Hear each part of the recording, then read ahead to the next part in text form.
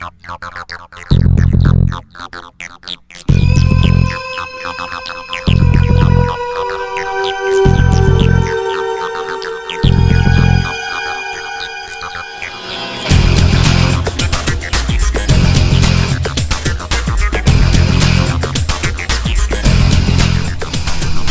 there, traders, and welcome back to episode number 148 from the Stock Bandit. I'm sure glad that you've joined me for this episode. Hope you've had a great weekend and you're getting ready for a brand new week of trading. Now, on Sundays, we always take a look at the major averages here. We know that's the best place to begin because we know how individual stocks are going to respond to the movement in the overall major indices. So let's start out here with a look at the NASDAQ. Last week was a really interesting week. Not only did we finish off the third quarter, we saw some interesting things go along with that. The first day of the quarter was back here on July 1st. The last day of the quarter was here on September 30th. And we see that the low of the quarter was made on the first day, the high of the quarter made on the final day. That's pretty interesting. Is it tradable? Does it mean anything? No, not really, just something to point out.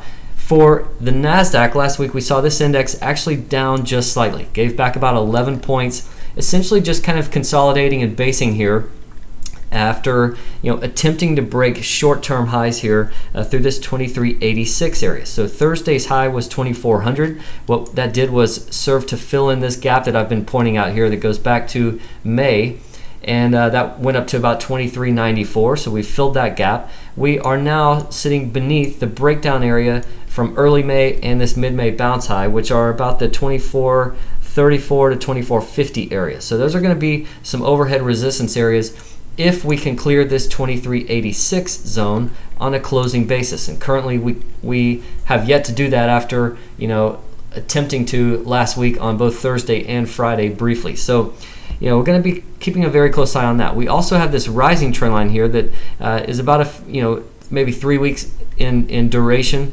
Currently it's sitting about the 2355 area. So if we break beneath that, we may see some selling accelerate, maybe take us back to test this breakout area around 2307.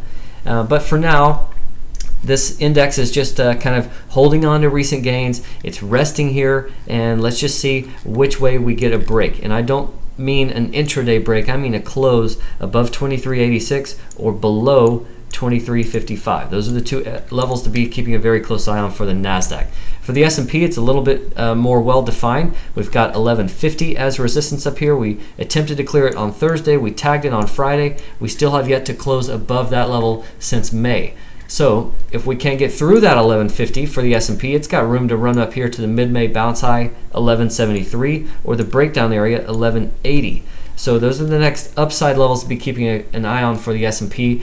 On the downside, we are holding above former resistance at 1130, and we can see that in recent days it has turned into support, and that's not surprising to see. If we do undercut 1130, we could see a little bit more intense selling kick in, but for now we're really threatening this 1150, and that's most likely the level to keep the closest eye on, at least at the beginning of this week. But for now, we're range bound in this 20-point range, 1130 to 1150 for the S&P. The Russell holding up nicely above this 670 area since finally closing above it last week. It came back and tested it on Thursday, was able to rebound from there. So the more distance that this index can put between current prices and this 670 area, the better off it will be. We've seen this longer term double bottom at 587 really pan out. Obviously the peak between those two lows has been exceeded here with a push back up through 670. So this is a confirmed double bottom. However, we need to see the Russell go ahead and move further away from this area because it is such a key zone, and if it is given up, then that may continue to serve as some resistance. For now, it's acting as support, and that's a good thing. This index has room to run up really to about the 719 area from the mid-May bounce high, and that's also kind of corresponding with the late April support zone. So watch 719 if we see the small caps start to really catch fire. Finally, the Dow holding up pretty well. Last week we saw it come up and threaten the mid-May bounce high and the breakdown area up here between 10,920 and 10,965. Obviously Thursday's peak did that, but it did back off, and really we need to see a close above 10,900. This index is also kind of trending higher like the others. It's more kind of leveled out in recent days, but we need to see a close above this 10,900 area or below this 10,750 area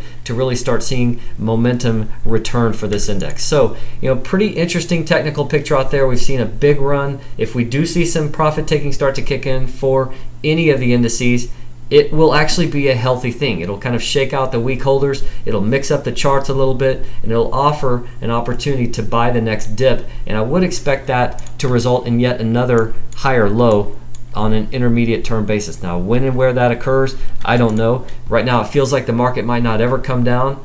Rest assured, it will. It does move both ways. So right now, if you're feeling left behind, fear not. There will be other opportunities to hop on board. So thanks for joining me again for this episode. I will be back soon with more videos, but in the meantime, trade like a bandit.